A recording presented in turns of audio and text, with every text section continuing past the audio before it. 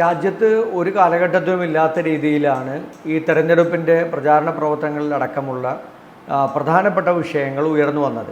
കഴിഞ്ഞ കുറേ നാളുകളായി രാജ്യത്തിൻ്റെ ജനാധിപത്യ മതേതരത്വ മൂല്യങ്ങൾ എല്ലാം തകർക്കാനും ഭരണഘടനയെ അസ്ഥിരപ്പെടുത്താനുമുള്ള ശ്രമങ്ങൾ BJPയുടെയും നരേന്ദ്രമോദിയുടെയും നേതൃത്വത്തിൽ നടക്കുകയാണ്. അതിനെതിരായിട്ടുള്ള രാജ്യത്തെ ജനങ്ങളുടെ ഒരു വലിയ പ്രതിഷേധമുണ്ടായിട്ടുണ്ട്, അവരൊരു ആശങ്കയുണ്ടായിരുന്നു. കോൺഗ്രസ് നേതൃത്വം നൽകുന്ന ഇന്ത്യ മുന്നണി അധികാരത്തിൽ വരുമ്പോൾ സ്വാഭാവികമായും രാജ്യത്തെ മുൻകാലങ്ങളിൽ ഉണ്ടായിരുന്നത് പോലെ ജനങ്ങളുടെ ഒരു ബഹുസ്വരതയോടുകൂടി രാജ്യത്തെ എല്ലാവരെയും സഹിഷ്ണുതയോടുകൂടിയും കാണാനും കേൾക്കാനും എല്ലാവരെയും ഒരുമിച്ച് കൊണ്ടുപോകാനും കഴിയുമെന്നുള്ള വിശ്വാസം ജനങ്ങൾക്കുണ്ട്. ആ തെരഞ്ഞെടുപ്പിൻ്റെ പ്രചാരണ പ്രവർത്തനങ്ങളിലടക്കമുണ്ടായ അത്തരത്തിലുള്ള വിഷയങ്ങൾ കേരളം പോലുള്ള ഒരു സംസ്ഥാനത്ത് അതിതീവ്രമായി ചർച്ച ചെയ്യപ്പെടുകയും സ്വാഭാവികമായും ജനങ്ങൾ കോൺഗ്രസ് നേതൃത്വം നൽകുന്ന ഇന്ത്യ മുന്നണി അധികാരത്തിൽ വരണമെന്ന് ആഗ്രഹിക്കുകയും ചെയ്തു. എറണാകുളം പോലുള്ള കോൺഗ്രസിൻ്റെ ഏറ്റവും ശക്തിദുർഗമായിട്ടുള്ള ഈ ജില്ലയിൽ, ഈ പാർലമെൻറ്റ് കോൺസ്റ്റിറ്റ്യുൻസിയിൽ ശ്രീ ഹൈബി ഈഡനെ പോലെയുള്ള ചെറുപ്പക്കാരനായിട്ടുള്ള ഒരാൾ കഴിഞ്ഞ 5 വർഷക്കാലം നടത്തിയ അദ്ദേഹത്തിൻ്റെ ഒരു MP എന്നുള്ള രീതിയിലുള്ള പ്രവർത്തനങ്ങളും ജനങ്ങൾ വിലയിരുത്തി. ഈ വിഷയങ്ങളെല്ലാം ജനങ്ങൾ മനസ്സിലാക്കിയിട്ടാണ് ഈ 2.5 ലക്ഷത്തിലധികം വരുന്ന ഭൂരിപക്ഷം, ചരിത്ര ഭൂരിപക്ഷം ഹൈബിക്ക് സമ്മാനിച്ചത്. അത് തീർച്ചയായും മാർക്സിസ്റ്റ്, ഒരു യഥാർത്ഥ കമ്മ്യൂണിസ്റ്റുകാരായിട്ടുള്ള ആളുകളുടെ വോട്ട് വരെ ഈ തെരഞ്ഞെടുപ്പിൽ ഞങ്ങൾക്ക് ലഭിച്ചിട്ടുണ്ട്. അപ്പോൾ എല്ലാ വിഭാഗം ആളുകളും ഞങ്ങളെ കോൺഗ്രസ് നേതൃത്വം നൽകുന്ന ഇന്ത്യ മുന്നണി അധികാരത്തിൽ വരണമെന്നും ഹൈബി ജയിക്കണമെന്നും ആഗ്രഹിച്ചിരുന്നു. കെട്ടുറപ്പോട് കൂടിയിട്ടുള്ള പ്രചാരണ പ്രവർത്തനങ്ങളിലടക്കം ഒരു വലിയ പ്രവർത്തനം കോൺഗ്രസും UDFും നടത്തിയതുകൊണ്ട് തന്നെയാണ് നമുക്ക് വിജയിക്കാൻ സാധിച്ചത്. അത് കൂടുതൽ സന്തോഷം പകരുന്ന ഒന്നാണ്. പക്ഷേ അതിനേക്കാൾ കൂടുതൽ ഞങ്ങൾക്കൊരു മുൾക്കിരീടം കൂടിയാണ്. കാരണം ജനങ്ങളുടെ പ്രതീക്ഷയ്ക്കത്ത് ഉയരാനും അതനുസരിച്ച് പ്രവർത്തിക്കാനും ഞങ്ങൾക്ക് കഴിയണം. അപ്പോൾ ഇത് ജനങ്ങളുടെ വിജയം കൂടിയാണ്. അപ്പോൾ തീർച്ചയായും ജനങ്ങൾ ഏൽപ്പിച്ച ആ ഉത്തരവാദിത്തം നല്ല ഭംഗിയായി MP പ്രതിനിധാനം ചെയ്യുന്ന പാർട്ടിയും മുന്നണിയും ചെയ്യണമെന്നുള്ളതാണ് ഞങ്ങളുടെ വിശ്വാസം. അത് തീർച്ചയായും അത്തരത്തിലായിരിക്കും ഞങ്ങളുടെ പ്രവർത്തനങ്ങൾ ഉണ്ടാകുക. ജനങ്ങളോടൊപ്പം നിന്ന് അവരോടൊപ്പം നിന്ന് പ്രവർത്തിക്കാൻ ഞങ്ങളുണ്ടാകും. തൃശ്ശൂരിൽ ഇപ്പോൾ മുരളീധരൻ 3-ാം സ്ഥാനത്താണ് വന്നിരിക്കുന്നത്. അപ്പോൾ അദ്ദേഹം പറഞ്ഞത് രാഷ്ട്രീയം വിടും എന്നാണ്. അത് ഉണ്ടാവുമോ? ഇത്രയും രാഷ്ട്രീയ പാരമ്പര്യത്തിൽ നിന്ന് വന്ന ഒരു വ്യക്തി രാഷ്ട്രീയം വിടുന്നു എന്ന് പറഞ്ഞാൽ? മുരളീധരനെ പോലുള്ള ഒരു രാഷ്ട്രീയ നേതാവ് അത്തരത്തിലുള്ളൊരു തീരുമാനമെടുക്കുമെന്ന് നമ്മൾ ആരും വിശ്വസിക്കുന്നില്ല. രാഷ്ട്രീയത്തിൽ വിജയവും പരാജയവും എല്ലാം ഉണ്ടാകും. പല സാഹചര്യങ്ങൾക്ക് അനുസൃതമായിട്ടാണ് ഉണ്ടാകുക. തൃശ്ശൂരിൽ ഒരിക്കലും ഉണ്ടാകാൻ പാടില്ലാത്തൊരു പരാജയമാണ് ശ്രീ മുരളീധരൻ UDFിനുണ്ടായത്. അത് കുറേ കൂടി ശ്രദ്ധിക്കണമായിരുന്നു. സംഘടനാപരമായിട്ടും അതുപോലെ ഈ പരാജയം വന്നത് സംഘടനാപരമായിട്ടും തെരഞ്ഞെടുപ്പുകളിൽ എതിരാളികളായിട്ടുള്ള ആളുകളുടെ പ്രവർത്തനങ്ങളും നിരീക്ഷിക്കാനും അത് കവർ ചെയ്യാനും സാധിച്ചാൽ മാത്രമാണ് നമുക്ക് വിജയിക്കാൻ പറ്റുകയുള്ളൂ. തൃശ്ശൂർ പോലെ UDFിന് ഏറ്റവും അടിത്തറയുണ്ടായിരുന്ന ഒരു മണ്ഡലമാണ്, ലീഡറുടെ ഒരു കർമ്മമണ്ഡലമാണ്. അവിടെ ലീഡറെ പരാജയപ്പെടുത്തിയിട്ടുണ്ട്, മുരളി പരാജയപ്പെട്ടിട്ടുണ്ട്, പത്മജ പരാജയപ്പെട്ടിട്ടുണ്ട്. എങ്കിൽ പോലും ഈ സാഹചര്യത്തിൽ വലിയ ഭൂരിപക്ഷത്തിൽ വിജയിക്കേണ്ടതായിരുന്നു. പക്ഷേ സംഘടനാപരമായിട്ടുള്ള നമ്മുടെ ദൗർബല്യങ്ങൾക്കുണ്ടായിരിക്കാം ഒരുപക്ഷെ പരാജയപ്പെടാനുണ്ടായ ഒരു സാഹചര്യമുണ്ടായത്. പ്രത്യേകിച്ചും എതിർ സ്ഥാനാർത്ഥിയെ അദ്ദേഹം ഒരു കലാകാരൻ എന്നുള്ള രീതിയിൽ രാഷ്ട്രീയത്തിനപ്പുറത്ത്, BJPയുടെ സംഘപരിവാറിൻ്റെ ഒരു രാഷ്ട്രീയത്തിനപ്പുറത്ത് ഇത്തരത്തിൽ വോട്ട് ലഭിക്കുമ്പോൾ അതെല്ലാവരുടെയും വോട്ട് ലഭിച്ചു കാണും. ഒരു കലാകാരൻ എന്നുള്ള രീതിയിൽ ഒരുപക്ഷെ അദ്ദേഹത്തെ ആളുകൾ കണ്ടിട്ടുണ്ടാകും. ലഭിച്ചത് എന്നാണ് പറയുന്നത്. സുരേഷ് ഗോപിക്ക് വ്യക്തിപരമായിട്ടുള്ള വോട്ട് ലഭിച്ചു. തീർച്ചയായിട്ടും സുരേഷ് ഗോപിയുടെ വ്യക്തിപരമായിട്ടുള്ള ഒരു വിജയമാണ് അത്. BJPയുടെ വിജയം ഒരിക്കലും BJPയുടെ വിജയമല്ല. അത് സുരേഷ് ഗോപിയുടെ വ്യക്തിപരമായിട്ടുള്ളൊരു വിജയം. ഒരു കലാകാരൻ എന്നുള്ള രീതിയിലും അദ്ദേഹം കഴിഞ്ഞ 2 തെരഞ്ഞെടുപ്പുകളിൽ അവരെ പരാജയപ്പെട്ട ഒരാളെന്നുള്ള രീതിയിലും അദ്ദേഹത്തിന് ലഭിച്ചൊരു സിമ്പതിയും അതാണ് അവിടെ ജയിക്കാനുണ്ടായ ഒരു ഫാക്ടർ. ഏറ്റവും പ്രധാനപ്പെട്ട ഒരു ഫാക്ടറാണ്. മോഡി ഫാക്ടറോ അല്ലെങ്കിൽ BJP ഫാക്ടറോ ഒന്നും കേരളത്തിൽ വർക്കൗട്ട് ചെയ്യപ്പെട്ടിട്ടില്ല. അങ്ങനെയാണെങ്കിൽ മറ്റു പല സീറ്റുകളിലും അവർ വിജയിക്കണമായിരുന്നു. കേരളത്തിൻ്റെ രാഷ്ട്രീയ പൊതുബോധം എന്ന് പറയുന്നത് BJP ആണ്, RSS ആണ്. കാരണം നമ്മുടെ നാട്ടിലുള്ള ഹിന്ദുമത വിശ്വാസികളായിട്ടുള്ള മതേതരവാദികളായിട്ടുള്ള ആളുകൾ പോലും ഒരിക്കലും BJPക്കോ സംഘപരിവാറിന് അനുകൂലമായ നിലപാട് സ്വീകരിക്കുന്ന ആളുകളല്ല. അവരെല്ലാവരും രാജ്യത്ത് ഇന്ന് BJPയും മോഡിയും ഉയർത്തുന്ന ഈ രാഷ്ട്രീയത്തിനെതിരാണ്. അത്തരത്തിലുള്ള വർഗീയ വിദ്വേഷ പരാമർശങ്ങൾ, ഭിന്നിപ്പിൻ്റെ രാഷ്ട്രീയം, ആ രാഷ്ട്രീയത്തിന് കേരളം പോലുള്ള ഒരു സംസ്ഥാനം അത് എല്ലാവരും എതിരാണ്, എല്ലാ വിഭാഗം ആളുകളും എതിരാണ്. അതിലൊന്നും ഒരിക്കലും അങ്ങനെയൊന്നും BJPയെ ജയിപ്പിക്കുന്ന ഒരു രാഷ്ട്രീയമൊന്നും ഉണ്ടാവുകയില്ല. അത് കേരളത്തിൻ്റെ പൊതുബോധത്തിൻ്റെ ഒരു മനസ്സ് എപ്പോഴും അങ്ങനെയാണ്. അതുകൊണ്ടാണ് നിയമസഭയ്ക്കകത്ത് പോലും BJPക്ക് ജയിക്കാൻ കഴിയാതിരിക്കുന്നത്. അത് തൃശ്ശൂരിൽ ജയിച്ചത് ഒരു കലാകാരൻ എന്നുള്ള രീതിയിലും അദ്ദേഹത്തോടുള്ള ഒരു സിമ്പതിയുമാണ് അവിടെ വർക്കൗട്ട് ചെയ്യപ്പെട്ടത്. പക്ഷേ അതിനെയെല്ലാം മറികടക്കാവുന്ന സംഘടനാപരമായിട്ടുള്ളൊരു കരുത്ത് കോൺഗ്രസിനും UDFനും ഉണ്ടവിടെ. പക്ഷെ അത് ഉപയോഗിക്കപ്പെടേണ്ട രീതിയിൽ ഉപയോഗിക്കപ്പെട്ടിട്ടില്ല.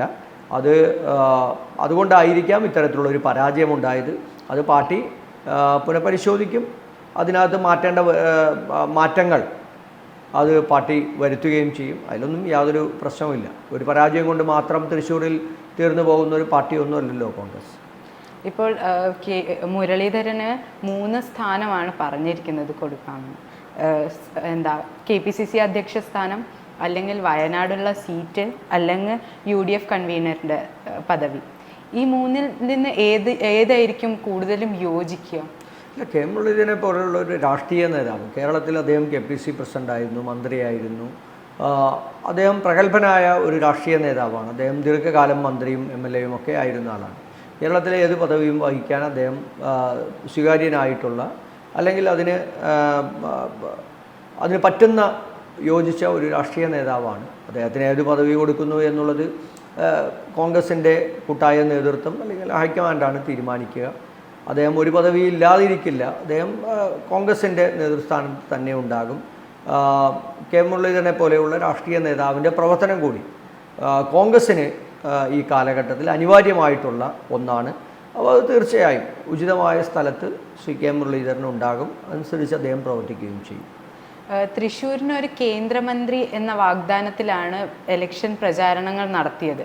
പക്ഷേ ഇപ്പോൾ പ്രതിജ്ഞ എടുത്തപ്പോൾ സഹമന്ത്രിയായിട്ടാണ് സുരേഷ് ഗോപിയെ നിയമിച്ചത്. ഇതിനെക്കുറിച്ച് എന്താണ് പറയാനുള്ളത്? എന്താണ് അഭിപ്രായം? ജനങ്ങളെ പറ്റിച്ചിട്ടല്ലേ ഇതിപ്പോൾ ഇങ്ങനെ ചെയ്തത്? അല്ല, അദ്ദേഹം തെരഞ്ഞെടുപ്പ് കാലഘട്ടത്തിന് മുമ്പേ അദ്ദേഹം മന്ത്രിയാകും. ഇനിയൊരു മോഡി മന്ത്രിസഭ വന്നാൽ അദ്ദേഹം ഒരു മന്ത്രിയാകും. അദ്ദേഹത്തിൻ്റെ കീഴിൽ നിരവധി സഹമന്ത്രിമാരുണ്ടാകും. അങ്ങനെയൊക്കെയാണ് അദ്ദേഹം പ്രചരിപ്പിച്ചിരുന്നത്. BJPയും പ്രചരിപ്പിച്ചിരുന്നത് അതുതന്നെയാണ്. ജനങ്ങളോട് പറഞ്ഞത് ഒരു കേന്ദ്രത്തിൽ ഒരു മോഡി സർക്കാർ അധികാരത്തിൽ വരുമ്പോൾ തൃശ്ശൂരിൽ നിന്നുള്ള ഒരു മന്ത്രി ഉണ്ടാകും, അത് സുരേഷ് ഗോപി ഉണ്ടാകും, അത് ക്യാബിനറ്റ് മന്ത്രിയായിരിക്കും എന്നൊക്കെ അത്തരത്തിലുള്ള വലിയ പ്രചരണങ്ങൾ അവിടെ നടത്തിയിട്ടുണ്ട്. പക്ഷേ അദ്ദേഹം ക്യാബിനറ്റ് മന്ത്രി ആയില്ല, അദ്ദേഹം ഒരു സഹമന്ത്രിയാണ് ആയത്. അതിൻ്റെ ഒരു വിഷമവും നിരാശയുമൊക്കെ അദ്ദേഹത്തിൻ്റെ ഇന്നലത്തെ പ്രകടനങ്ങളിൽ നമുക്ക് കാണാമായിരുന്നു.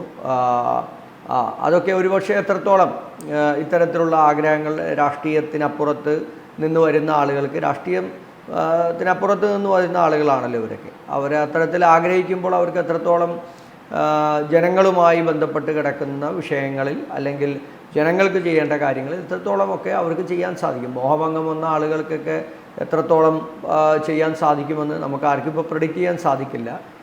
ഇവരൊന്നും അങ്ങനെ ഒരു രാഷ്ട്രീയ പ്രവർത്തനം നടത്തി വന്ന ആളുകളുമല്ല. സ്വാഭാവികമായും അവർ ആഗ്രഹിച്ചത് കിട്ടിയില്ലെങ്കിൽ പിന്നെ എന്തിന് പ്രവർത്തിക്കണം എന്ന് തോന്നുന്ന തരത്തിലേക്ക് അവരുടെ മനോഭാവമൊക്കെ മാറുന്നത് ജനങ്ങൾക്കിടയിൽ പ്രവർത്തിക്കാത്തത് കൊണ്ട് തന്നെയാണ്. അത്തരത്തിലുള്ള ബാലിശമായിട്ടുള്ള ചിന്തകൾ ഒരുപക്ഷെ നമ്മൾ പ്രതീക്ഷിക്കുന്നതിനനുസരിച്ച് ഉയരാൻ അദ്ദേഹത്തിന് കഴിഞ്ഞില്ല എന്നുള്ളത് വരും. അങ്ങനെ വരാതിരിക്കട്ടെ, അദ്ദേഹത്തിൻ്റേതായ പ്രവർത്തന ശൈലിയുമായി അദ്ദേഹത്തിന് പോകാം. പക്ഷേ ജനങ്ങളോടുള്ള കമ്മിറ്റ്മെൻറ്റ് എപ്പോഴും രാഷ്ട്രീയ നേതാക്കന്മാർ നിർവഹിക്കേണ്ടത്. സ്ഥാനമാനങ്ങൾ കിട്ടിയാലോ കിട്ടിയില്ലെങ്കിലും ജനങ്ങളോടൊപ്പം നിൽക്കുക എന്നുള്ളതാണ് ഏറ്റവും പരമപ്രധാനമായിട്ടുള്ള ഒന്ന്. സ്ഥാനമാനങ്ങൾക്ക് വേണ്ടി ആഗ്രഹിക്കാമെന്നുള്ളതല്ലാതെ അത് പ്രതീക്ഷിച്ച് നിരാശരായി പോകുന്ന രാഷ്ട്രീയ നേതാക്കന്മാർ ഒരുപക്ഷെ ജനങ്ങളോടായിരിക്കില്ല അവരുടെ അഭിമുഖ്യം കിട്ടുന്ന സ്ഥാനമാനങ്ങളോടായിരിക്കും. അത് ഒരിക്കലും മുൻകാലങ്ങളിലൊക്കെ നമ്മൾ കണ്ടിട്ടുള്ളത് പോലെ ജനങ്ങളോട് നീതി പുലർത്താൻ കഴിയാതെ, കൂറ് പുലർത്താൻ കഴിയാതെ പരാജയപ്പെട്ടു പോകുന്നവരായി പലപ്പോഴും പല ആളുകളെയും നമുക്ക് കാണാൻ കഴിയുന്നുണ്ട്. അതായിരിക്കും ഏറ്റവും അന്തിമമായി ഉണ്ടാകാൻ പോകുന്നത്. സിനിമകൾ കുറേ ബാക്കിയുണ്ട് തീർക്കാൻ എന്നാണ് അദ്ദേഹം പറഞ്ഞത്. അതുകൊണ്ടാണ് കേന്ദ്രമന്ത്രി സ്ഥാനം സ്വീകരിക്കാത്തത് എന്നാണ് പറയുന്നത്. പക്ഷെ ഇതിൽ എത്രത്തോളം സത്യമുണ്ട്? സഹമന്ത്രി ആയാലും ആ മന്ത്രി പദവിയിൽ കുറേ കാര്യങ്ങൾ വഹിക്കാനില്ലേ? അപ്പോൾ ഈ സിനിമയും ആ മന്ത്രിസ്ഥാനവും കൂടെ കൊണ്ടുപോകാൻ പറ്റുമോ? അതൊക്കെ അദ്ദേഹത്തിൻ്റെ താല്പര്യമാണ്, അദ്ദേഹത്തെ നിയന്ത്രിക്കുന്ന പാർട്ടിയുടെ ഉത്തരവാദിത്തമാണ് അതൊക്കെ ചെയ്യേണ്ടത്. എന്താണ് ചെയ്യേണ്ടത്? ഒരു സ്ഥാനം ഏറ്റു കഴിഞ്ഞാൽ സ്വാഭാവികമായും ആ സ്ഥാനത്തോട് 100% കൂറു പുലർത്തുക എന്നുള്ളത് ഒരു പൊതുപ്രവർത്തകൻ്റെ, രാഷ്ട്രീയ നേതാവിൻ്റെ ഉത്തരവാദിത്തമാണ്.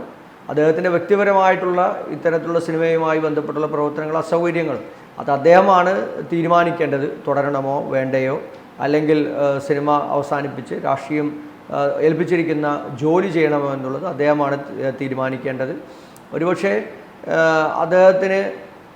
അദ്ദേഹം ആഗ്രഹിച്ച രീതിയിലേക്ക് വരാൻ കഴിയാത്തത് കൊണ്ടുകൂടി സിനിമയിലേക്ക് കൂടുതൽ കോൺസെൻട്രേഷൻ കൊടുക്കാൻ അദ്ദേഹം ആഗ്രഹിക്കുന്നു എന്നുള്ളതാണ് ഇന്നലെയും ഇന്നുമൊക്കെ ആയി കാണുന്ന വാർത്തകളിലൂടെ നമുക്ക് കാണാൻ കഴിയുന്നത്. ഇപ്പോൾ ഒരു കലാകാരനെ സംബന്ധിച്ചിടത്തോളം അവർക്ക് അവരുടെ കഴിവ് പ്രകടിപ്പിക്കാൻ കഴിയുന്ന അവസരങ്ങൾ പരമാവധി ഉപയോഗിക്കപ്പെടുക എന്നുള്ളതാണ് അവരെ സംബന്ധിച്ചിടത്തോളം ഏറ്റവും പ്രധാനപ്പെട്ടത്. രാഷ്ട്രീയ പ്രവർത്തകനും കൂടി ആയാൽ ഈ സിനിമകൾ മാത്രം നോക്കി നടന്നാൽ പറ്റുമോ? ജനങ്ങളുടെ ഉത്തരവാദിത്തം ആ രാഷ്ട്രീയ പ്രവർത്തകനും ഇല്ലേ? അതാണ് ഞാൻ നേരത്തെ സൂചിപ്പിച്ചത്. ഒരു രാഷ്ട്രീയ നേതാവിനെ പോലെ അല്ലല്ലോ നമ്മൾ സുരേഷ് ഗോപിയെ ജനം കണ്ടത്. അദ്ദേഹം അത്തരത്തിലുമല്ല പ്രവർത്തിക്കുന്നത്. അദ്ദേഹം ഒരു സിനിമാ നടൻ, ആ സിനിമയിൽ നിന്ന് വന്ന ഒരു രാഷ്ട്രീയക്കാരൻ എന്നുള്ളത്. ഒരുപക്ഷെ സിനിമയിൽ നിന്ന് വന്ന നിരവധി രാഷ്ട്രീയക്കാരെ നമ്മൾ കണ്ടിട്ടുള്ളവരാണ്. MGR പോലെയുള്ള ആളുകൾ, അതുപോലെ കേരളത്തിൽ വിവിധ രാഷ്ട്രീയ നേതാക്കന്മാരുണ്ട്. പക്ഷേ അവരൊക്കെ പിന്നീട് മുഴുവൻ സമയ രാഷ്ട്രീയക്കാരായി മാറുന്നത് നമ്മൾ കണ്ടിട്ടുണ്ട്. ഒരുപക്ഷെ ഏതാണ് അദ്ദേഹം തിരഞ്ഞെടുക്കുന്നതിനനുസരിച്ച് അത് മുന്നോട്ട് പോകും എന്നുള്ളതാണ്. അദ്ദേഹം സിനിമയാണോ തിരഞ്ഞെടുക്കുന്നത്, അല്ലെങ്കിൽ മുഴുവൻ സമയ രാഷ്ട്രീയ പ്രവർത്തനമാണോ തിരഞ്ഞെടുക്കുന്നത് എന്ന് അദ്ദേഹമാണ് തീരുമാനിക്കേണ്ടത്. ഇത് രണ്ടുമില്ലാതെ നിൽക്കുന്നിടത്ത് രണ്ടും പരാജയപ്പെട്ടു പോകാനുള്ള സാധ്യതയാണ് നമുക്ക് കാണാൻ കഴിയുന്നത്.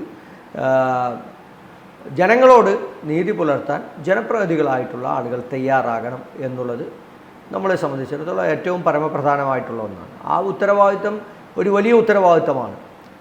ജനങ്ങൾ സ്വാഭാവികമായും വോട്ട് ചെയ്യുമ്പോൾ അവരുടെ ആവശ്യങ്ങൾക്ക് അവരോടൊപ്പം നിൽക്കാൻ കഴിയുന്ന ഒരു ജനപ്രതിനിധിയാണ് അവർ ആഗ്രഹിക്കുക. അവരുടെ വിഷയങ്ങൾ വരുമ്പോൾ അവരോടൊപ്പം നിൽക്കുക, അവരെ ആശ്വസിപ്പിക്കുക, അല്ലെങ്കിൽ അവർക്ക് വേണ്ട കാര്യങ്ങൾ ചെയ്തു കൊടുക്കുക. അത് ഇല്ലാതെ വരുമ്പോഴുണ്ടാകുന്നത് പിന്നീടുള്ള തെരഞ്ഞെടുപ്പുകളിലൊക്കെ നമുക്ക് കാണാൻ കഴിയും. അവരെയൊക്കെ ജനം തിരസ്കരിക്കുന്നതാണ് പിന്നീട് നമുക്ക് കാണാൻ കഴിയുക.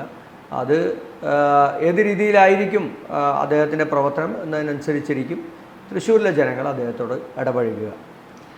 CPI ഇപ്പോൾ പറയുന്നത് മുഖ്യമന്ത്രി ഒഴിഞ്ഞു പോകണം എന്നാണ്. അതിനെക്കുറിച്ച് എന്താണ് പറയാനുള്ളത്?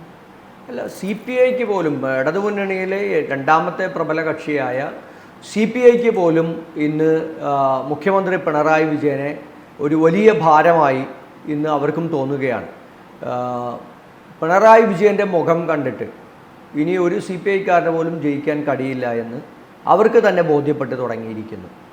അത്രയധികം ജനങ്ങൾ വെറുത്ത ഒരു രാഷ്ട്രീയ നേതാവായി കേരളത്തിൻ്റെ മുഖ്യമന്ത്രിയായ പിണറായി വിജയൻ മാറിയിരിക്കുകയാണ്.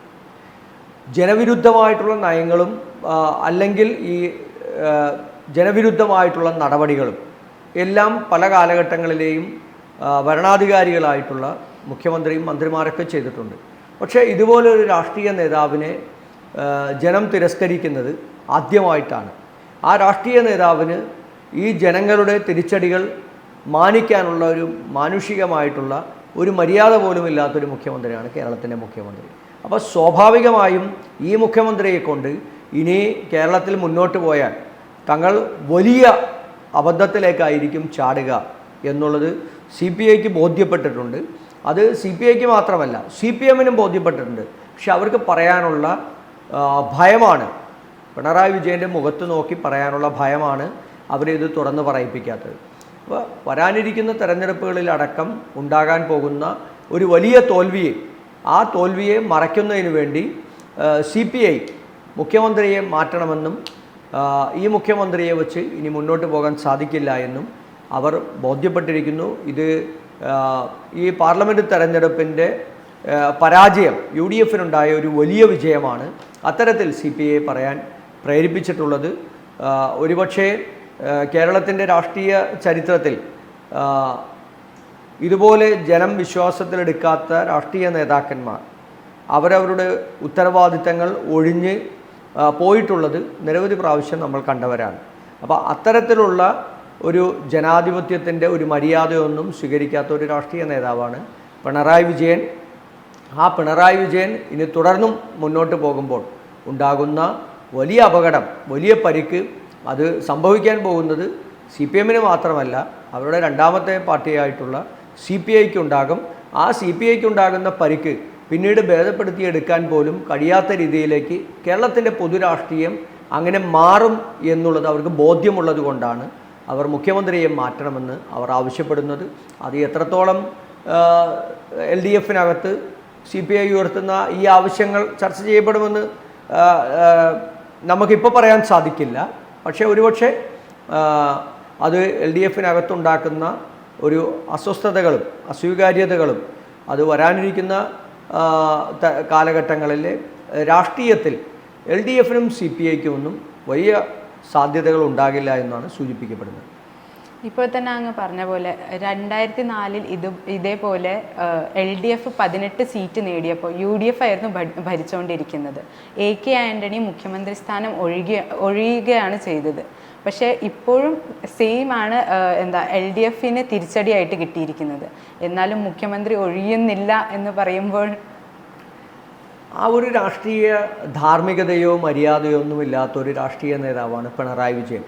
പിണറായി വിജയനെ പോലെയുള്ള ഒരു ഏകാധിപതി, ഒരു ധാർഷ്ട്യക്കാരൻ, അദ്ദേഹത്തിൻ്റെ ധാർഷ്ട്യത്തിന് ഒരു കുറവുമില്ല എന്ന് തെരഞ്ഞെടുപ്പിൻ്റെ റിസൾട്ട് വന്നതിന് ശേഷം മാധ്യമപ്രവർത്തകരോട് പറഞ്ഞ മറുപടി, മാധ്യമപ്രവർത്തകർ ചോദിച്ചല്ലോ ഈ തെരഞ്ഞെടുപ്പിൽ LDF 19 സീറ്റിലും പരാജയപ്പെട്ടു, സ്വാഭാവികമായും മുഖ്യമന്ത്രി എന്നുള്ള രീതിയിൽ എന്താ? അപ്പോൾ മുഖ്യമന്ത്രി തിരിച്ചു ചോദിച്ചത് നിങ്ങളിപ്പോഴാണോ ഇത് അറിയുന്നതെന്നാണ്. അപ്പോൾ മാധ്യമപ്രവർത്തകർ ചോദിച്ച ചോദ്യത്തെ അവരെ പോലും കളിയാക്കുന്ന രീതിയിൽ, അല്ലെങ്കിൽ കേരളത്തിലെ പൊതുസമൂഹത്തോട് ഈ സർക്കാരിനെതിരായി പ്രതിഷേധിച്ച വോട്ട് ചെയ്ത പൊതുസമൂഹത്തെ അവഹേളിക്കുന്ന തരത്തിലുള്ള മറുപടിയാണ് മുഖ്യമന്ത്രിയിൽ നിന്നും വന്നത്. കൂർലോസ് തിരുമേനിയൊക്കെ ഈ സർക്കാരിന് അനുകൂലമായി, മുഖ്യമന്ത്രിക്ക് അനുകൂലമായി എത്രയോ ഫേസ്ബുക്ക് പോസ്റ്റുകൾ എത്രയോ സ്ഥലത്ത് പ്രസംഗിച്ചിരിക്കുന്നത്. പക്ഷേ ഈ തെരഞ്ഞെടുപ്പിൻ്റെ പരാജയം മുൻനിർത്തി കൂർലോസ് തിരുമേനി ഇട്ട ഒരു ഫേസ്ബുക്ക് പോസ്റ്റിൽ, ആ ഫേസ്ബുക്ക് പോസ്റ്റിൽ അദ്ദേഹത്തെ വളരെ മോശമായിട്ടല്ലേ ഒരു മുഖ്യമന്ത്രി അദ്ദേഹത്തെ പറഞ്ഞത്.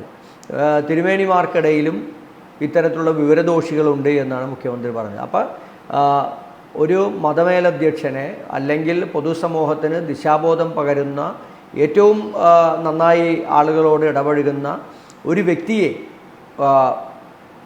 വളരെ മോശമായി വിവരദോഷി എന്നൊക്കെ വിളിക്കാൻ ഈ മുഖ്യമന്ത്രിക്ക് ആരാ അനുവാദം കൊടുത്തത്? അല്ലെങ്കിൽ എന്ത് യോഗ്യതയാണ് പിണറായി വിജയനുള്ളത്? അപ്പം അത്തരത്തിൽ എല്ലാ ബോധവും നഷ്ടപ്പെട്ട ഒരു മുഖ്യമന്ത്രിയാണ്.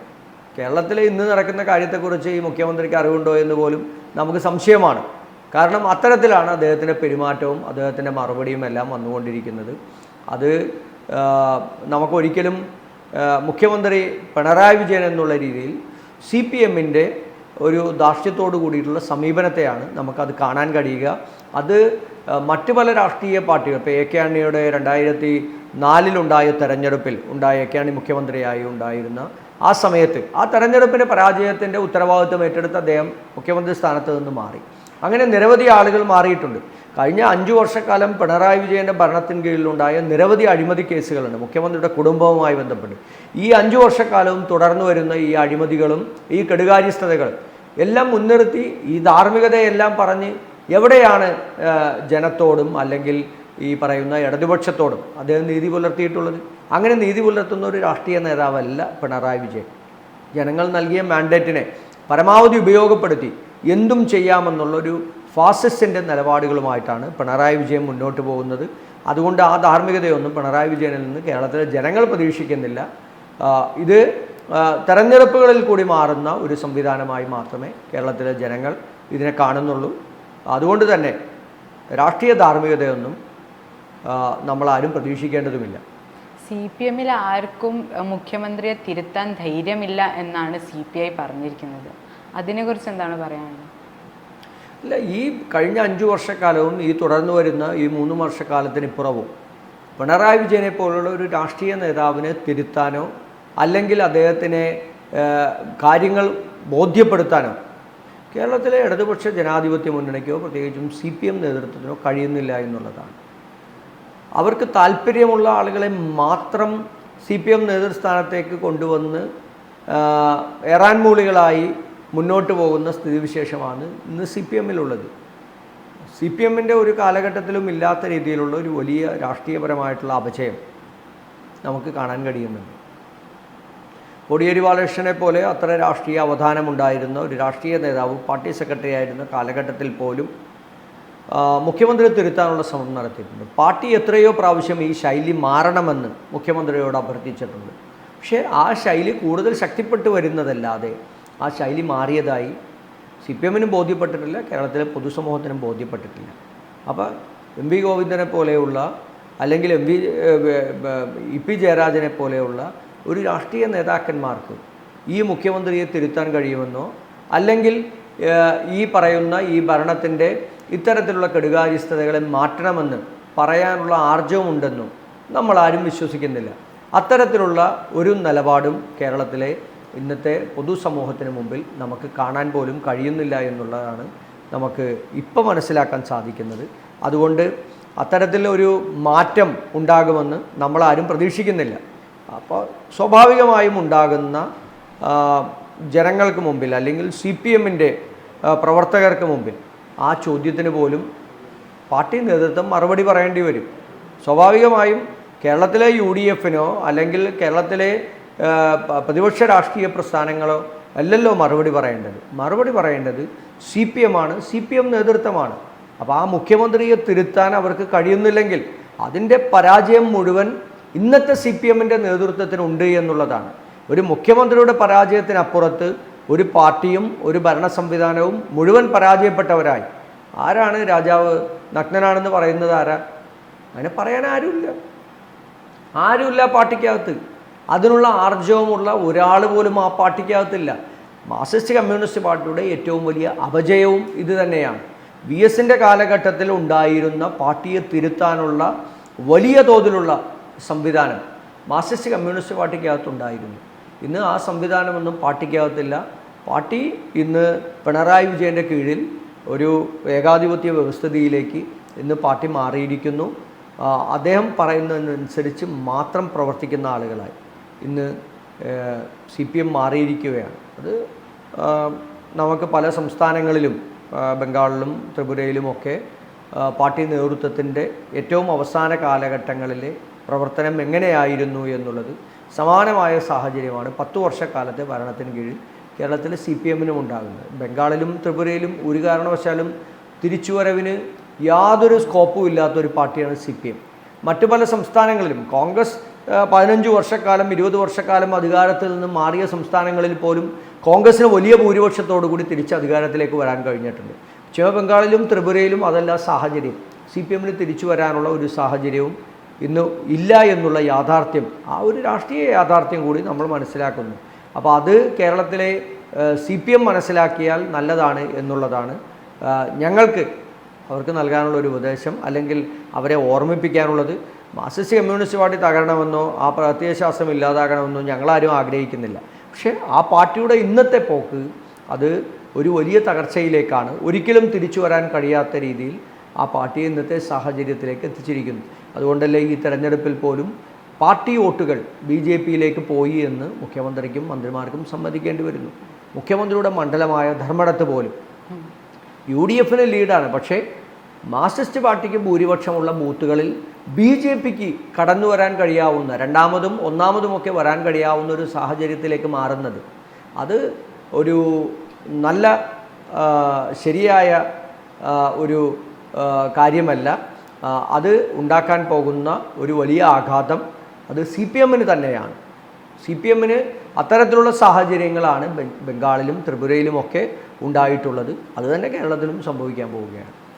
ഇപ്പോൾ തന്നെ അങ്ങ് പറഞ്ഞ പോലെ BJPക്ക് ഭൂരിപക്ഷം കുറയുകയാണ് ഇപ്രാവശ്യം ചെയ്തിരിക്കുന്നത്. മോദിക്ക് പോലും ഭൂരിപക്ഷം കുറയുകയാണ് ചെയ്തത്. അതേസമയം രാഹുൽ ഗാന്ധിക്ക് കൂടുകയാണ് ചെയ്തത്. ഇതിനൊക്കെ കാരണം എന്തായിരിക്കും? BJPയുടെ ഭരണം ജനങ്ങൾക്ക് ഇഷ്ടപ്പെടാത്ത കാരണം കൊണ്ട് വോട്ടിലൂടെ അവർ പ്രതികരിക്കുകയാണോ? അല്ല, ഇന്ത്യയിലെ രാഷ്ട്രീയ സാഹചര്യം 10 വർഷക്കാലത്തിനിടയ്ക്ക് ഒരു തരത്തിലും ജനങ്ങൾക്ക് സ്വീകാര്യമാകുന്ന ഒന്നായിരുന്നില്ല. ഒന്ന്, നമ്മുടെ രാജ്യത്തിൻ്റെ രാഷ്ട്രീയ യാഥാർത്ഥ്യമെന്ന് പറയുന്നത് അത് ഈ രാജ്യത്തിൻ്റെ വൈവിധ്യമാണ്, നമ്മുടെ ബഹുസ്വരതയാണ്. നമ്മൾ എപ്പോഴും പറയുന്നത് പോലെ നാനാത്വത്തിൽ ഏകത്വമുള്ള ഒരു രാഷ്ട്രമാണ് ഇന്ത്യ.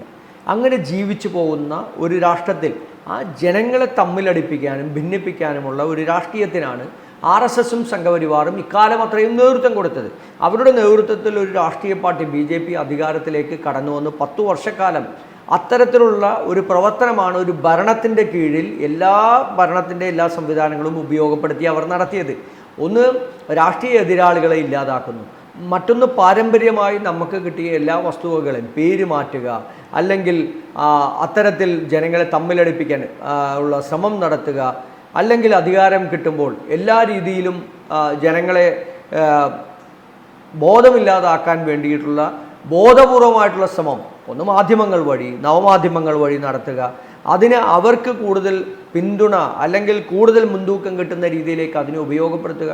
ഇത്തരത്തിലുള്ള കാര്യങ്ങൾ വരുമ്പോൾ ജനങ്ങളെ ബാധിക്കുന്ന ഏറ്റവും പ്രധാനപ്പെട്ട വിഷയം ഒന്ന് ജനങ്ങളുടെ വിദ്യാഭ്യാസം, 2 അവർക്ക് തൊഴിൽ, 3 പാർപ്പിടം, 4 മെച്ചപ്പെട്ട ജീവിത സാഹചര്യങ്ങൾ, 5 നമ്മുടെ സാമ്പത്തികമായിട്ടുള്ള മുന്നേറ്റങ്ങൾ, നമ്മുടെ അടിസ്ഥാനപരമായിട്ടുള്ള കൃഷിയും മറ്റ് വിഭവങ്ങളും ഉപയോഗപ്പെടുത്തിയിട്ടുള്ള നമ്മുടെ വികസനം. ഇതൊന്നും ഇന്ത്യയിൽ കഴിഞ്ഞ 10 വർഷക്കാലത്തിനിടയ്ക്കൊന്നും സാധ്യമല്ല. നമ്മൾ കൃഷിയിൽ വലിയ പുരോഗതി ഉണ്ടാക്കി. 10 വർഷക്കാലം UPA ഗവൺമെൻറ് കാലഘട്ടത്തിൽ 77,000 കോടി രൂപയിലധികം കാർഷിക കടം എഴുതിത്തള്ളി കർഷകർക്കുള്ള സഹായങ്ങൾ നൽകി രാജ്യം ഒരു വലിയ മുന്നേറ്റമുണ്ടാക്കി. കാർഷിക രംഗത്തൊരു വലിയ മുന്നേറ്റമുണ്ടാക്കി. നമ്മൾ ഭക്ഷ്യസുരക്ഷാ നിയമം നടപ്പിലാക്കി. ഭക്ഷ്യസുരക്ഷാ നിയമം നടപ്പിലാക്കുമ്പോൾ രാജ്യത്തെ കാർഷിക വിഭവങ്ങൾ രാജ്യത്തെ കോടിക്കണക്കിന് വരുന്ന ജനങ്ങൾക്ക് ഉറപ്പാക്കാൻ നമുക്ക് കഴിഞ്ഞിട്ടുണ്ടായിരുന്നു. ഇന്ന് കർഷകർക്ക് ജീവിക്കാൻ കഴിയാത്ത സാഹചര്യമാണ്. ഇടത്തര കച്ചവടക്കാരെ സംബന്ധിച്ചിടത്തോളം ശാസ്ത്രീയമല്ലാതെ നടപ്പിലാക്കിയ GST പോലുള്ള പുതിയ നികുതി സംവിധാനങ്ങൾ വരുത്തിയ ഒരു വലിയ സാമ്പത്തിക തകർച്ചയുണ്ട്. രാജ്യത്തെ ഇടത്തര കച്ചവടക്കാരും അതുമായി ബന്ധപ്പെട്ട് നിൽക്കുന്നവരും തകർന്നരിപ്പണമായി. മറുഭാഗത്ത് കോർപ്പറേറ്റുകളുടെ വളർച്ച, വിരലിലെണ്ണാവുന്ന കോർപ്പറേറ്റുകളുടെ വളർച്ച, അവർ ഇത്തരത്തിലുള്ള സ്ഥാനങ്ങളിലേക്കെല്ലാം കടന്നു വന്നപ്പോൾ ജനങ്ങൾക്ക് തൊഴിലില്ലാതാകുന്നു, സാമ്പത്തികമായി തകരുന്നു. ഈ ഇത്തരത്തിലുള്ള അസ്വസ്ഥതകൾ ജനങ്ങൾക്കിടയിൽ ഉണ്ടായതിൻ്റെ ഏറ്റവും പരിപൂർണമായിട്ടുള്ള ഉത്തരവാദിത്വം സർക്കാരിനാണ് എന്ന് ജനങ്ങൾ വിശ്വസിച്ചു. അതുകൊണ്ടാണ് അയോധ്യയിൽ പോലും, ഫൈസാബാദിൽ പോലും, അയോധ്യയിലിരിക്കുന്ന ഫൈസാബാദ് മണ്ഡലത്തിൽ പോലും ഇന്ത്യ മുന്നണിക്ക് വലിയ ഭൂരിപക്ഷത്തിൽ വിജയിക്കാനുള്ള സാഹചര്യമുണ്ടായത്.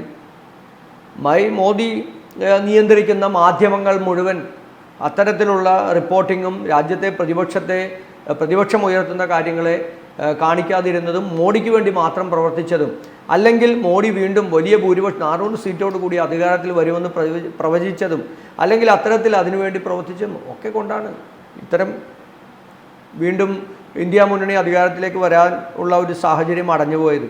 BJPക്ക് എന്നിട്ട് പോലും ഒറ്റയ്ക്ക് ഭൂരിപക്ഷം ലഭിച്ചില്ല എന്നുള്ളതാണ്. മോഡി 1,82,000 വോട്ടിനാണ് വാരണാസിയിൽ വിജയിച്ചത്. മോഡി വോട്ടെണ്ണുമ്പോൾ ആദ്യം മോഡി 21,000 വോട്ടിൻ്റെ പിന്നിലായിരുന്നു. അപ്പോൾ ഒരു പ്രധാനമന്ത്രി സ്ഥാനാർത്ഥിയാവുന്ന ഒരാൾ പോലും നിസ്സാര ഭൂരിപക്ഷത്തിനാണ് വിജയിച്ചു വരുന്നത്. വാരണാസി പോലെ BJPക്ക് അത്ര ശക്തിദുർഗമായിട്ടുള്ള ഉത്തർപ്രദേശ് പോലെയുള്ള ഒരു സംസ്ഥാനത്ത് 80 സീറ്റിലും ജയിക്കും എന്ന് BJP പ്രചരണം നടത്തി 400 സീറ്റോടുകൂടി അധികാരത്തിൽ വരും എന്നുള്ള വലിയ പ്രചരണം നടത്തി ഇന്ത്യ മുഴുവൻ കറങ്ങി നടന്ന നരേന്ദ്രമോദിക്ക് ലഭിച്ച ഭൂരിപക്ഷം എന്ന് പറയുന്നത് അമേഠിയിൽ കിഷോരിലാൽ ശർമ്മയ്ക്ക് ലഭിച്ച ഭൂരിപക്ഷം പോലുമില്ല. സ്മൃതി ഇറാനിയെ പരാജയപ്പെടുത്തിയ കിഷോരിലാൽ ശർമ്മയ്ക്ക് ലഭിച്ച ഭൂരിപക്ഷം പോലുമില്ല. അവിടെ 1,52,000 വോട്ടിനാണ് വാരണാസിയിൽ നരേന്ദ്രമോദി വിജയിച്ചത്. അപ്പോൾ നിറം മങ്ങിയ വിജയമാണ് മോഡിയുടേത്. ഏറ്റവും അവസാനം കഷ്ടിച്ച് രക്ഷപ്പെട്ടു എന്ന് വേണം പറയാൻ. രാഹുൽ ഗാന്ധി മത്സരിച്ച 2 മണ്ഡലങ്ങളിൽ, റായ്ബറേലിയിലും അതുപോലെ വയനാടും, 2 സ്ഥലത്തും 4 ലക്ഷത്തോളം ഭൂരിപക്ഷം രാഹുൽ ഗാന്ധിക്കുണ്ട്. അപ്പോൾ രാഹുൽ ഗാന്ധിക്കാണോ ജനസമ്മതി, നരേന്ദ്രമോദിക്കാണോ ജനസമ്മതി എന്നുള്ളത് ജനം തീരുമാനിക്കട്ടെ. പക്ഷേ നിതീഷ് കുമാറിനെയും അതുപോലെ തന്നെ ചന്ദ്രബാബു നായിഡുവിനെയും പോലെയുള്ള എല്ലാ കാലഘട്ടങ്ങളിലും വ്യത്യസ്തമായ രാഷ്ട്രീയ നിലപാടുകൾ സ്വീകരിക്കുന്ന ആളുകളെ കൂടെ നിർത്തി ഭരണം പിടിച്ചെടുക്കാനുള്ള വ്യഗ്രത കാണിക്കുന്ന മോഡിക്കും കൂട്ടർക്കും എന്ത് ധാർമ്മികതയാണുള്ളത്? ഒരു ധാർമ്മികതയുമില്ല. അധികാരം മാത്രമാണ് ഇവരുടെ ലക്ഷ്യം. എന്തിനു വേണ്ടിയിട്ട് അധികാരം? ജനങ്ങളെ സേവിക്കലോ രാജ്യത്തെ ജനങ്ങളുടെ പുരോഗതിയോ അല്ല അവരുടെ ലക്ഷ്യം. അവരുടെ അജണ്ടകൾ നടപ്പിലാക്കുക എന്നുള്ളതാണ് അവരുടെ ലക്ഷ്യം. അജണ്ടകൾ സെറ്റ് ചെയ്താണ് അവർ വരുന്നത്. രാജ്യത്തെ 400 സീറ്റ് കിട്ടി രാജ്യത്തിൻ്റെ ഭരണഘടന തിരുത്തി എഴുതുമെന്ന് പ്രസംഗിച്ചവരാണ്. രാജ്യത്തെ ന്യൂനപക്ഷങ്ങൾക്ക് കൊടുക്കുന്ന സംവരണം അട്ടിമറിക്കപ്പെടും, ആ സംവരണം ഇല്ലാതാക്കും എന്ന് പ്രസംഗിച്ച ആളുകളാണ്. രാജ്യത്തെ ജനങ്ങളെ തമ്മിലടിപ്പിക്കാനുള്ള ബോധപൂർവമായ ശ്രമം ഞങ്ങൾ നടത്തും, ഹിന്ദു മുസ്ലിം വർഗീയത ഉണ്ടാക്കും, ഹിന്ദു മുസ്ലിമിന് കൊടുക്കുന്ന യാതൊരു അവകാശങ്ങളും ഈ രാജ്യത്ത് ഉണ്ടാകില്ല എന്ന് പറഞ്ഞ CA NRC പോലുള്ള നിയമങ്ങൾ, ഏക സിവിൽ കോഡ് പോലുള്ള നിയമങ്ങൾ, ഒരു രാജ്യം ഒരു ഭാഷ ഒരു തെരഞ്ഞെടുപ്പ് എന്നുള്ള നിയമം നടപ്പിലാക്കണം, ഈ രാജ്യത്തിലെ എല്ലാ വൈവിധ്യങ്ങളും കളയണം എന്ന് പറഞ്ഞ് തെരഞ്ഞെടുപ്പിനെ അഭിമുഖീകരിച്ചവർക്ക് രാജ്യത്തെ ജനങ്ങൾ വോട്ട് ചെയ്തില്ല. കാരണം എന്തുകൊണ്ടാണ്? രാജ്യത്തെ ജനങ്ങൾ അത് ഇഷ്ടപ്പെടുന്നില്ല. മോഡിയെ ഇഷ്ടപ്പെടുന്നില്ല, BJPയെ ഇഷ്ടപ്പെടുന്നില്ല, അവരുടെ ഇന്നത്തെ രാഷ്ട്രീയത്തെ ഇഷ്ടപ്പെടുന്നില്ല എന്നുള്ളതാണ്. അതുകൊണ്ട് ഈ തെരഞ്ഞെടുപ്പ് BJPയെയും മോഡിയെയും സംബന്ധിച്ചിടത്തോളം ഒരു വലിയ പരാജയമാണ്. രാജ്യത്ത് പണം, രാജ്യത്ത് അവരുടെ കൂടെ നിൽക്കുന്ന മാധ്യമങ്ങൾ, രാജ്യത്ത് അവരുടെ കൂടെ നിൽക്കുന്ന കോടതികൾ, അവരോടൊപ്പം നിൽക്കുന്ന മുഴുവൻ വ്യവസായികൾ, എല്ലാവരും എല്ലാ രാഷ്ട്രീയ പാർട്ടികളിലെയും ആളുകളെ EDയെയും അതുപോലെ തന്നെ CBIയെയും മറ്റ് അന്വേഷണ ഏജൻസികളെയും ഉപയോഗപ്പെടുത്തി കൂടെ കൊണ്ടുവന്ന് നിർത്താനും എല്ലാ അധികാരങ്ങളും ഉപയോഗപ്പെടുത്തി മറ്റ് രാഷ്ട്രീയ പാർട്ടികളെ ഇല്ലാതാക്കാനും ശ്രമിച്ചവർ, എല്ലാ രീതിയിലും എല്ലാ പ്രവർത്തനങ്ങളും നടത്തി മറ്റുള്ള ആളുകളെ, പ്രതിപക്ഷത്തെ ഇല്ലായ്മ ചെയ്യാൻ ശ്രമിച്ചവർ. എവിടെയാണ് പ്രതിപക്ഷം ഇല്ലായ്മ ചെയ്യപ്പെട്ടത്? പ്രതിപക്ഷം വളർന്നില്ലേ? കോൺഗ്രസ് 100 സീറ്റിലധികം വന്നില്ലേ? മറ്റ് രാഷ്ട്രീയ പാർട്ടികൾ കോൺഗ്രസിനോടൊപ്പം അതിശക്തമായി നിന്നില്ലേ? എല്ലാ പ്രതിഷേധങ്ങളെയും എല്ലാ പ്രതിരോധങ്ങളെയും അട്ടിമറിച്ചുകൊണ്ട് എല്ലാവരും ഒറ്റക്കെട്ടായി ഒരുമിച്ച് നിന്നു. പക്ഷേ എല്ലാവരും ഉണ്ടായിട്ട് പോലും BJPക്ക് ഒറ്റയ്ക്ക് ഭൂരിപക്ഷം നേടാൻ കഴിഞ്ഞില്ല. അപ്പോൾ ഇതൊരു വലിയ പരാജയമാണ്. തെരഞ്ഞെടുപ്പ് സമയത്ത് പോലും കോൺഗ്രസിൻ്റെ ബാങ്ക് അക്കൗണ്ടുകൾ മരവിപ്പിച്ചവരാണ്. കോൺഗ്രസ് ഒരു തരത്തിലും പൈസ ചെലവ് ചെയ്യേണ്ട, ഒരു തരത്തിലും പൈസ ഉപയോഗിക്കാൻ പാടില്ല.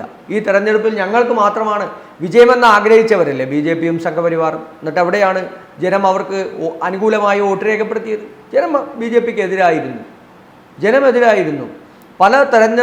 പല പാർലമെൻറ്റ് സെഗ്മെൻറ്റുകളിലും പല സ്ഥലങ്ങളിലും തെരഞ്ഞെടുപ്പ് അട്ടിമറിക്കാനുള്ള ബോധപൂർവമായിട്ടുള്ള ശ്രമം BJPയുടെയും സംഘപരിവാറിൻ്റെയും അവർക്കൊപ്പം നിൽക്കുന്ന ഉദ്യോഗസ്ഥന്മാരുടെയും ഭാഗത്തു നിന്നുണ്ടായി.